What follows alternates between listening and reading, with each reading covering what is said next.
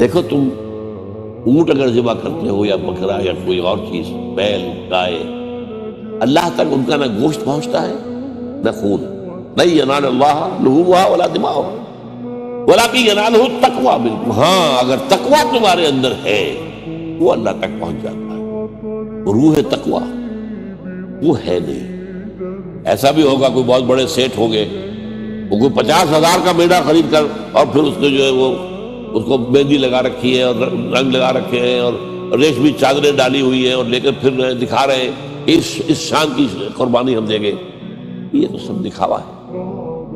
اگر وہ اس میں وہ روح نہیں ہے تو کچھ نہیں ہے، دینے کی اس کی کوئی قدر و قیمت نہیں ہے. تو اللہ تعالی ہمیں ان عبادات کے اندر اصل روح جو ہے وہ پیدا کرنے کی توفیق عطا فرمائے.